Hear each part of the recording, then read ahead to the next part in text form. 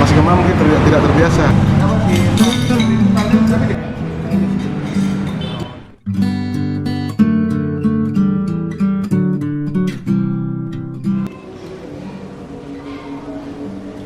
Assalamualaikum warahmatullahi wabarakatuh. Sampurasun. Selamat datang pemirsa Mapapres TV. Kita kembali dalam acara Ngawangkong, yaitu duduk-duduk santai, kita ngobrol-ngobrol bersama para tokoh. Hari ini mungkin pemirsa heran melihat saya menggunakan pakaian Melayu, karena saat ini saya sedang berada di Medan, dan ini yang saya sedang gunakan adalah pakaian Melayu yang disebut sebagai tuluk belango, dan saya pakai tengkuluk. Dan di sini juga Melayu pun memiliki budaya menyandang keris. Menyandang keris yang punya pakemnya sendiri.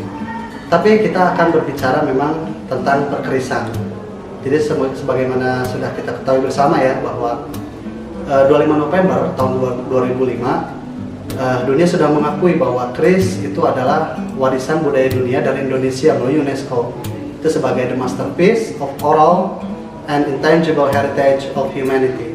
Ini artinya kita memiliki konsekuensi dari pengakuan tersebut bahwa bangsa Indonesia punya PR, punya tugas untuk memasyarakatkan keris kepada dunia, baik secara ilmiah maupun non ilmiah. Segalanya harus bisa dijelaskan karena kita adalah dipercaya menjadi ujung tombak dalam memasyarakatkan dan membudayakan keris dari Indonesia. Nah, pada Ngawangkong kali ini saya sudah duduk bersama Pak Ari Widianta. Kita biasanya memanggil Brother Ari atau Bang Ari, salah satu kolektor dan pemerhati perkerisan Melayu yang saat ini aktif mengajar di USU ya Bang ya, itu di Fakultas Psikologi, jurusan Psikologi. Lihat di sini ada biasanya handle nanti buta bajang perahu labu. Ini temuan di sini ya, ada di sini ya. Ini ditemukan di sini loh di Medan. Lalu ini bisa diceritakan mungkin Pak Ali, ada keris apa aja kita di? Iya, ini ada beragam nih. Kalau kita lihat dari sandangannya, ada keris Bali Lombok, ada kemudian ada keris keris Jawa, ya. Ada keris Melayu, keris Melayu, boleh dilihat Melayu, ya.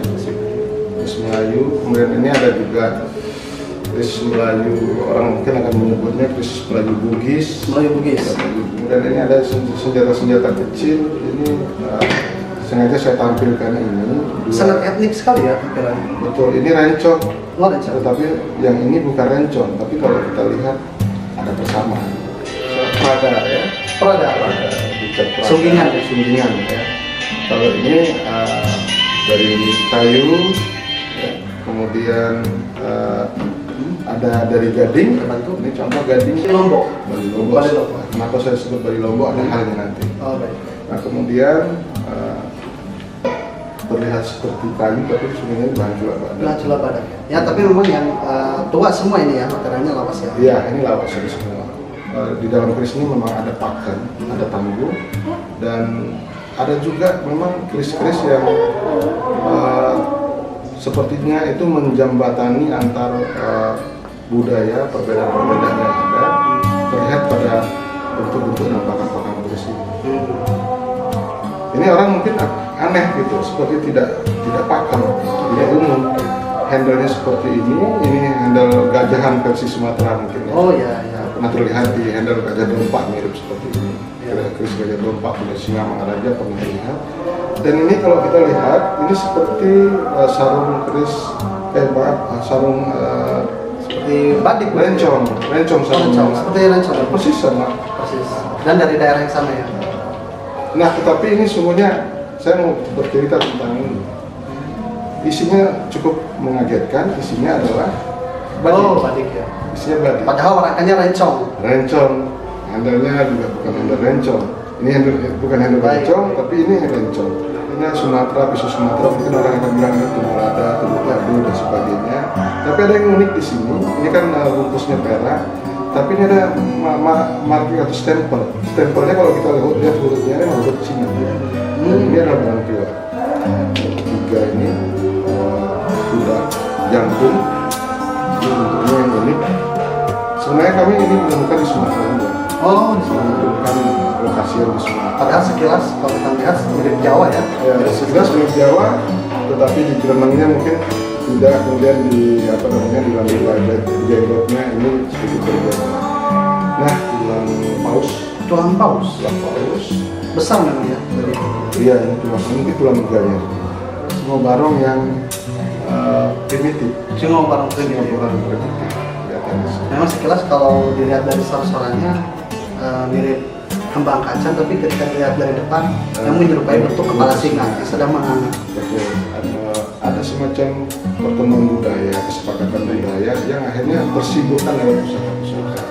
Bahkan mungkin kalau kita lihat pusaka-pusaka keluarga Lombok Utara, pusaka-pusaka yang cenderung betul-betul bergaya Jawa. Bahkan, nah kalau kita lihat ini, mungkin teman-teman bertulisan yang lain akan melihatnya, ini kan tulis Nagalo kelima ya. Ini mungkin secara sekilas akan ditemukan sebagai Singosari. Naga Singosari, Naga Raja ya. Naga Raja Singosari. Nah ini saya temukan betul-betul lokasi yang di Lombok.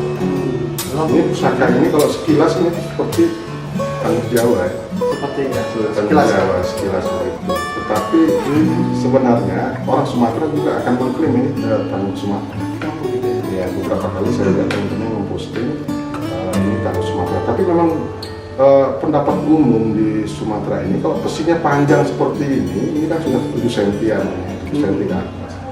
Itu mereka akan menolak ini sebagai keris Jawa. Oh gitu ya. Nah, tetapi yang uniknya pada bilah ini ada rajahan, kemudian ada nama pemiliknya. Oh. Nama pemiliknya. Nama pemiliknya di sini bermarga orang-orang Tapanuli Selatan, yang satu bermarga Nasution, yang satu bermarga Lubis. Oh ya, ini Lubis. Lubis ya. Ini Unik sekali ya. Nasution ya. Lubis. Nasution. Pada salah satu bila dari sor-soran sampai hampir ke tengah ini memang ada semacam kalimat dalam bahasa Arab, dan di balik bilahnya itu nama diri ya, Nama pemiliknya seperti ini, nama dirinya. Nasution. Ya, Itu bisa dilihat. ada nama panjangnya itu Abdul Ghaffar Nasution. Abdul Ghaffar Nasution. Kurang lebih sama, Lebih mirip ya. hampir mirip. Warnanya gitu ya. Ya, hulunya sama, Hulunya sama. sampirnya sama, mirip ya kan, walaupun berbeda sebenarnya. Tapi secara umum kan stylenya sama. Oh, masih disebut patah tiga juga ya? Iya, ini sebuah patah tiga ya. Patah tiga. Nah, ini mungkin orang akan bilang Bugis, sebagian akan bilang Sumbawa, tadi ke Sumatera. Nah, ini kan tempat yang jauh sebenarnya. Betul. Jauh. Itu memiliki kemiripan ya. Iya, tapi kemiripan Secara visual. Tapi sebenarnya ini ada semacam apa namanya pertalian budaya di masa lalu yang akhirnya terlihat ada warna pusaka, bahkan di bilah-bilahnya gitu. Kalau kita lihat bilahnya, orang teman-teman kurator Pasundan mungkin akan menanggungnya sebagai keris Pajajaran. Nah, tetapi kalau ini ditemukan di Sumatera dalam kondisi seperti ini, maka teman-teman Sumatera juga ini akan menyatakan ini Sumatera. Sumatera. Apa yang membuat itu dikatakan oh Sumatera? Ya, gayanya memang gaya Sumatera. Dan walaupun saya tahu ini adalah memang Pasundan. Cuma teman-teman banyak mengatakan ini Sumatera. Kalau kita lihat pusaka-pusaka ini memiliki ciri-ciri khas tersendiri, tapi banyak kesamaan-kesamaan. Nah kemudian banyak yang juga lebih ekstrim lagi bahwa seperti yang ini tadi badik dimasukkan ke sarung rencong. Jadi saya melihat ini ada suatu pesan dari kondisi-kondisi pusaka keris yang kita tampilkan hari ini adalah bahwa ada kebinekaan, ada perbedaan, tapi ada upaya-upaya untuk menjembatani persamaan itu. Dan budaya-budaya kita di masa lalu itu tidak terkotak-kotak secara kaku, tetapi ada ruang di mana mereka ini bisa bertemu. Jadi ada ruang pintu-pintu di mana antar budaya ini juga bisa membangun. Jadi memang memang kita tidak bisa menyatakan bahwa daerah A memberikan pengaruh ke daerah B atau daerah B yang memberikan pengaruh. Justru semuanya ini memiliki sifat eksklusivitas ya, artinya maksudnya sifat yang terbuka terhadap antar budaya lain gitu, saling mempengaruhi, bukan A mempengaruhi B begitu ya. Betul, dan lebih jauh kan kita ke depan itu ini menjadi sebuah semangat sebenarnya. Jadi adanya pesan-pesan dari pusaka-pusaka semacam ini menjadi mendorong kita untuk menjadi bangsa yang bersatu. Mungkin itulah apa namanya, benih-benih persatuan ini sudah dimulai dari dulu ya. Itu bersaudara kemana-mana gitu, saling mempengaruhi ya. Dan bertemunya dalam konteks sekarang adalah salah satu buktinya adalah melalui media bertulisan. Betul, dan lebih jauh kita lihat dari penyebaran senjatanya, dari kesamaan tampilan pusakanya itu sebenarnya Melayu ini juga memiliki penyebaran yang cukup luas, meliputi hampir seluruh Sumatera, Kalimantan. Ini kalau kita bicara Indonesia ya, Kalimantan, Sulawesi, Ternate Tidore, Sumbawa, bahkan Lombok. Terus yang ternyata setelah mereka dilihat adalah warangkanya, itu mungkin orang sudah akan melihat, kok mirip warangka saya gitu ya, kok mirip, itu yang sering terjadi itu di lapangan. Dan ini mungkin bukti-bukti penemuan di lapangan yang memang membuktikan kemiripan tersebut gitu, bahwa kita memang ada hubungan di masa lalu. Tapi ada satu yang sangat menarik perhatian saya, mungkin belum dibuka tadi. Nah ini mungkin Pak Ari, boleh izin ya? Silakan. Ini keris apa ini? Oh, sepertinya kok wah, besar sekali ya, keris apa ini? Bisa baik. ditunjukkan mungkin ke tulisan. Baik, ini kalau kita lihat gayanya sini kan keris Lombok ya. Tapi saya punya cerita yang panjang tentang keris ini, pusaka ini. Jadi ini yang udah Purnaga. Ya dari sisi ukuran ini mungkin baru pertama kali saya memiliki keris sebesar ini. Oh iya. Keris naga sebesar ini ya. Sebesar ini hampir 50 panjangnya. Dan sorsornya yang lebar. Dan di antara keris-keris ini mungkin yang paling memutar waktu saya untuk memahami. Oh gitu ya. Sampai saya mungkin mencari literatur tentang keris, buku-buku tentang keris, bertanya, berdiskusi pada para senior dan Bapak Fadlizon. Jadi saya sempat berdiskusi dan saya meminta waktu kepada beliau waktu senggangnya untuk mendiskusikan keris ini, bahwa era kuno di Lombok itu agak gelap. Gelap dalam artian bahwa referensi untuk untuk membicarakan tangguh keris kuno di Lombok itu tidak lebih kuat daripada tradisi tulis kan. Akhirnya memang budaya keris sendiri kan memiliki beberapa fase, di mana fase pertama itu ya fase melalui mitologi, legenda, cerita rakyat yang sifatnya lisan dan tumpuk tulang. Tulang itu turun menurun dalam sastra lisan. Baik, jadi mungkin ini salah satu kesayangan kayaknya. Ya, ini keris yang menemani saya tidur tanda kutip. Gitu ya? Ya, entah kenapa mungkin kita sudah ada hal-hal yang sudah kita jelaskan. Oke, baik. Ini sudah kita jelaskan artinya begini. Jadi karena kadang-kadang kita memiliki pusaka seperti ini tidak terlepas dari usaha rasa. Oke. Dari usaha rasa. Ini yang menarik nih soal rasa. Ya, dan rasa ini subjektivitasnya tinggi. Betul. Dan itu memang rasa kesenangan kita, hobi kita terhadap sesuatu itu kan, atau bahkan mungkin pengalaman spiritual kita itu masing-masing sih yang merasakan. Jadi kita mengalami fenomena spiritual apa, baik itu secara mistis maupun secara klinis, ya pribadi kita yang merasakan, karena memang pengalaman spiritual itu nggak bisa kita pindahkan kepada seseorang sehingga seorang itu entah percaya atau tidak ya terserah, karena cuma kita yang merasakan rasa itu tadi. Nah, jadi teringat kepada almarhum Haryono Hardipuritno itu ketika beliau itu tidur membawa 3 atau 5 bilah keris gitu kalau nggak salah, sampai nggak salah istrinya itu cemburu sama keris. Ini karena memang ya itu rasa itu tadi. Kebetulan kan Bang Ari sendiri ini kan pengampu mata kuliah psikologi ya di Universitas Sumatera Utara di USU. Nah, relevansi antara psikologi dengan dunia perkerisan dengan keris itu sendiri, ini bagaimana bisa dijelaskan kepada pemirsa? Ya kalau psikologi itu kan bicara tentang perilaku manusia sebenarnya. Jadi simbol-simbol yang ada di keris itu bercerita tentang manusia di masa lalu, perilaku manusia di masa lalu. Jadi ada strata di situ, ada interaksi di situ, ada kepemimpinan di situ, ada tentang kesatuan dan sebagainya. Jadi mungkin yang bisa ditarik itu adalah untuk kondisi yang kekinian. Kondisi yang kekinian itu adalah mungkin ini yang sudah mulai hilang di generasi kita sekarang. Jadi tentang mungkin bahasa yang saya itu lebih tepat adalah nasionalisme.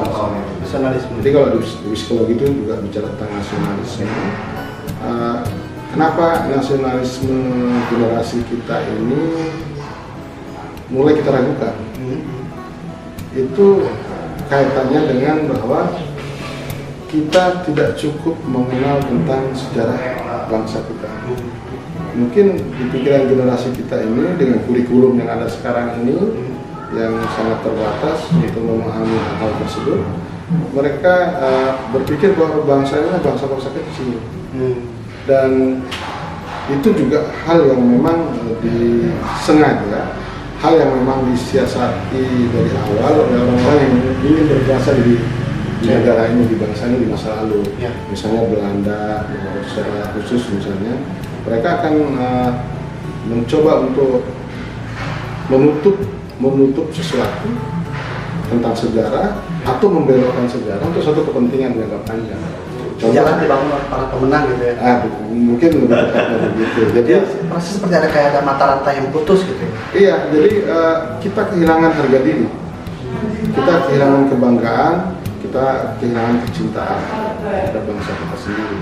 Kenapa? Karena kita nggak mengenal.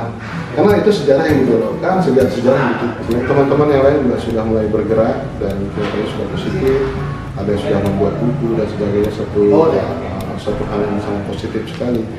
Dan kita ke depan ingin membuat semacam galeri, mungkin museum ini gitu. Itu yang kita harapkan.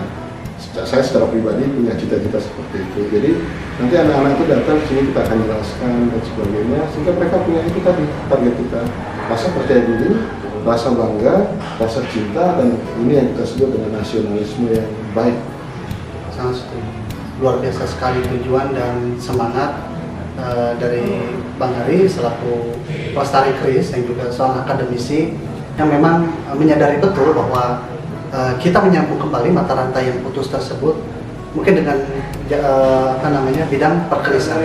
Teman-teman mungkin punya bidang lain, kita berjalan memang seiring seirama saling mendukung, apalagi memang ini sudah diakui sebagai budaya dunia. Kita nggak mau kan kayak kasus dulu Rio Ponorogo pernah ada yang mengklaim misalkan, atau ada budaya-budaya Sunda diklaim dan misalnya, memang nggak apa-apa, mungkin ada pengaruhnya, tapi paling tidak ini tidak hilang dan tidak terputus kepada generasi kita, karena memang generasi kita sebenarnya punya hak untuk menikmati sesuatu yang kita nikmati saat ini milik mereka juga. Pemirsa Maka Press TV, itulah dia perjumpaan kita dalam acara Ngawangkong bersama Pak Ari Widianta, seorang pemerhati keris sekaligus seorang akademisi yang mungkin memudahkan jalan beliau untuk menggali hasanah yang ada dalam warisan budaya dari leluhur yang sangat adiluhung, yaitu keris. Nah, mungkin itu aja Pak Ari, terima kasih untuk kesempatannya. Salam saya kepada para budayawan di Sumatera, kepada para sesepuh keris di sini. Mungkin saya karena keterbatasan waktu mungkin tidak bisa sowan kepada beliau-beliau ini. Semoga perkerisan di Sumatera semakin jaya, semakin maju, dan semakin beradab dan berbudaya. Itu dia. Dan ada lagi saya sampaikan juga ucapan terima kasih dan salam untuk JA Galeri, Laksamana Urung, Ikatan Perupa Tanah Melayu, Alam Tengkulu, Jamiatul Qasidah dan Sumatera TV. Mungkin kapan-kapan kita mungkin bisa berkolaborasi menciptakan sesuatu yang lebih besar. Mungkin itu aja Pak Arya. Ya, begitu juga kami sebagai pihak yang dikunjungi sangat berterima kasih sebesar-besarnya atas kunjungan Press TV yang sangat luar biasa bagi kami. Sebenarnya kami ingin mengumpulkan orasi seluruh turis dan budayawan di Sumatera Utara, tapi karena waktu dan kondisi yang tidak memungkinkan, maka izinkan juga karena saya bisa mewakili kesempatan ini. Mungkin teman-teman berikutnya kita akan rencanakan lebih lagi untuk bisa bertemu berdiskusi Mudah-mudahan lebih besar lagi. Dan sekali lagi salam buat teman-teman. Terima kasih. Terima kasih. Mungkin itu dah perjumpaan kita. Saya tutup dengan Assalamualaikum warahmatullahi wabarakatuh.